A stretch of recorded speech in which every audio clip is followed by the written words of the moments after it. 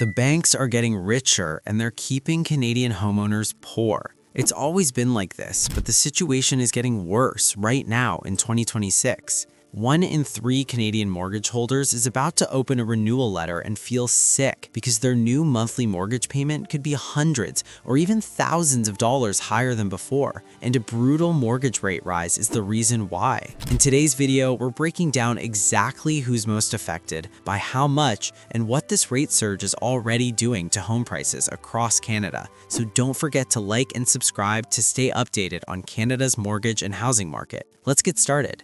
According to CIBC, approximately 33% of all Canadian mortgage holders will face higher monthly payments by end of 2026. About 75% of those borrowers are on 5-year fixed-rate mortgages, the exact people who chose fixed rates to avoid this kind of uncertainty. They locked in at 1.5%, 1.8%, 2.1%, and now they're renewing into a market where the best available 5-year fixed rate is around 3.89%. That's totally insane.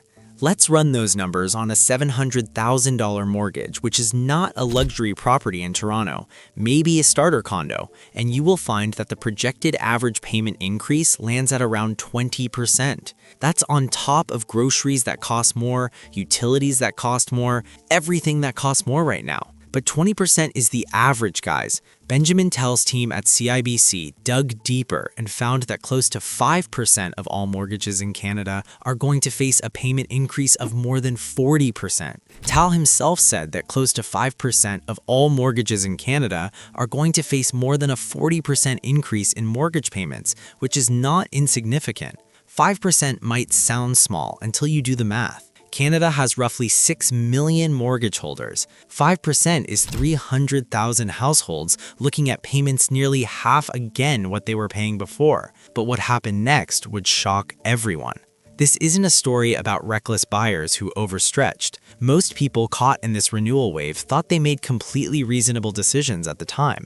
A 5-year fixed at under 2% in 2020 made sense back then. The payments were manageable, banks were approving buyers because the stress test, which was qualifying at 2% above the contract rate, still looked fine on paper. But here's the main problem. The stress test was calibrated for rate increases of 1 or 2 percentage points, not 4.75. Nobody in 2021 was stress testing against a 5% overnight rate. So teachers, nurses, and small business owners bought homes they thought they could absolutely afford at the time. Locked in rates that looked like gifts, and now 3 to 4 years later, their financial reality is completely different. Some have had kids since then, some dealt with some health issues, and some watched every other expense climb alongside everything else. For a meaningful number of these households, the renewal letter arriving in 2026 isn't a minor inconvenience. It's definitely a financial crisis.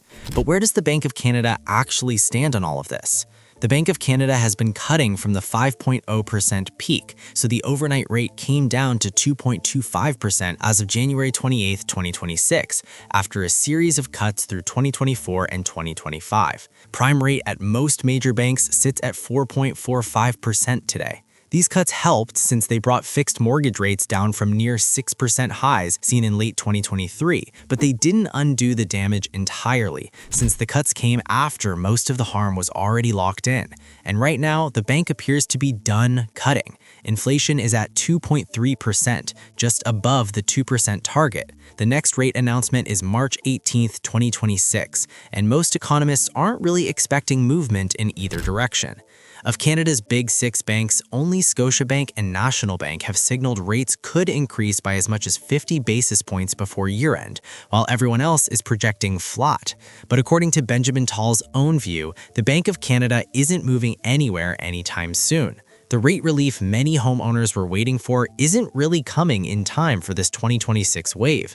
So the question shifts from whether the pain is coming to how much of it Canadians can actually absorb. But does this crisis actually affect home prices?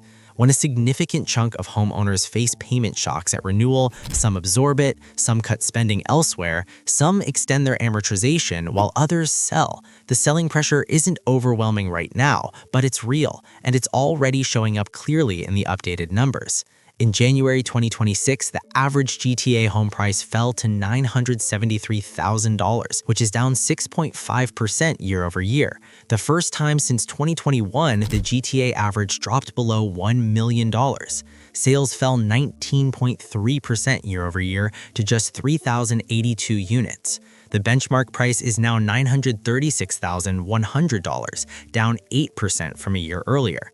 The condo market is in a sharper correction. Some studio and one-bedroom units in Toronto have fallen below $400,000 for the first time in many years.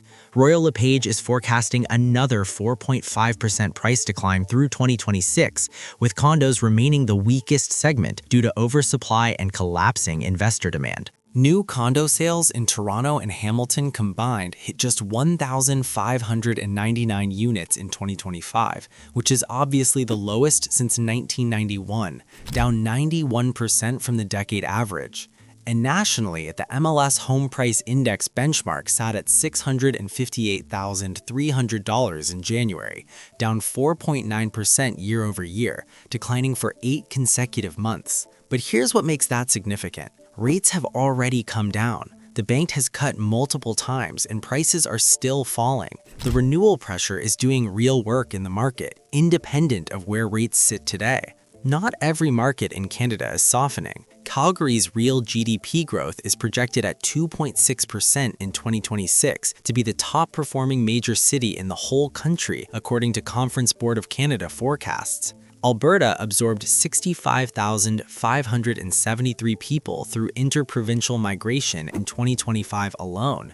People leaving Ontario and BC are moving to Calgary and Edmonton because homes are still within reach there. CMHC says Edmonton is currently the only major Canadian city on track to build enough homes over the next decade to restore pre-pandemic affordability. Quebec housing starts jumped 32% year over year in 2025, and Quebec City is gaining a big traction while Toronto stalls.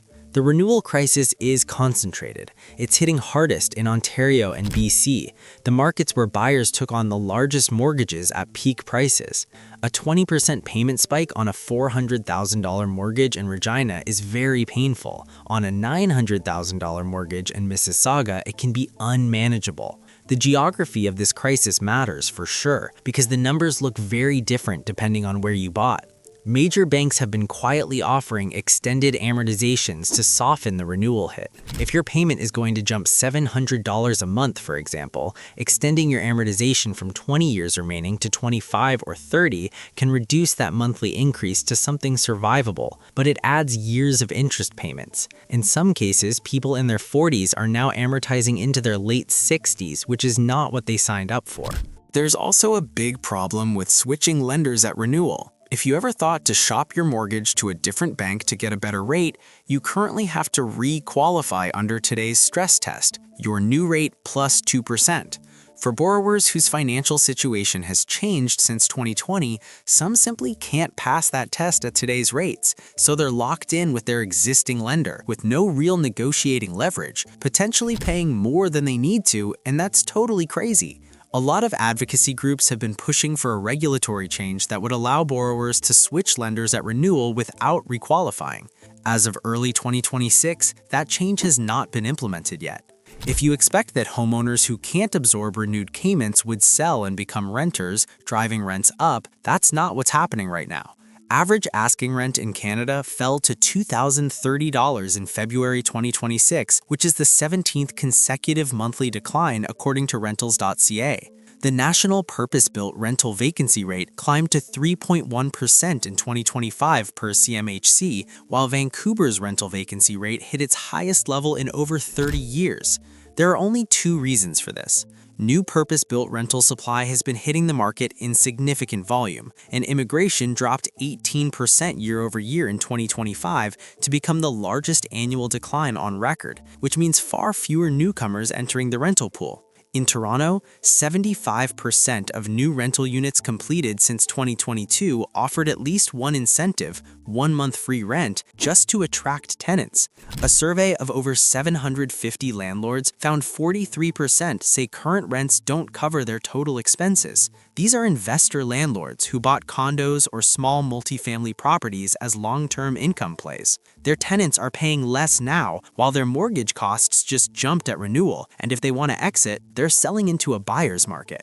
When a family genuinely cannot afford the new payment, the options are brutal. They can extend their amortization and pay for decades longer. They can sell the house in a market where prices are already dropping, or they simply fall behind on payments, which leads to the bank taking the house entirely. There is no fourth option, no government program catching these people, just a letter, a number, and a deadline.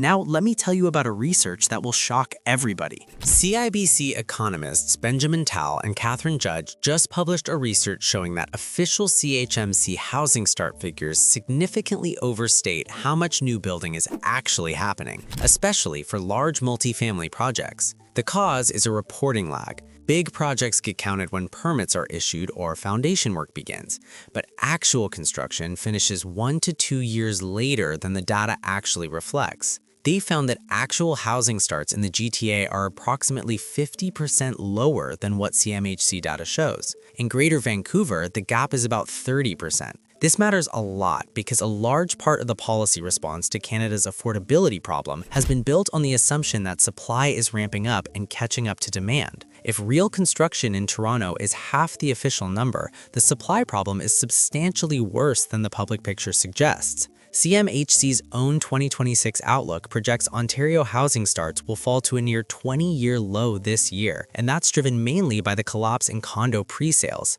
So here's where things actually stand. 1 in 3 Canadian mortgage holders faces higher payments this year, and the average increase is around 20%. But for roughly 300,000 households, it's 40% or more. The GTA average price is below $1 million for the first time since 2021. The condo sales in Toronto hit a 34-year low in 2025, while national prices have declined 8 consecutive months. The Bank of Canada is currently on hold. Extended amortizations are helping some people get through renewal, but not recover. The rental market is softer than it's been in years, and landlords who counted on sustained rent growth are now getting squeezed from both sides. Official construction data may be overstating new supply by 50% in Canada's largest city, though. When it comes to Canada's GDP, it's projected to grow just 0.7% in 2026, which is one of the weakest non-recession years in decades, according to CMHC. The Real Estate Institute of Canada has said prices are expected to decline further before buyers come back in meaningful volume. The reset is already underway, but the question is how many households can get through it and what the market looks like on the other side.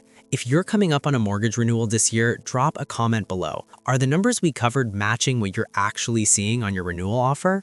We really want to hear from people going through this right now because the data tells one story and real life sometimes tells a different one.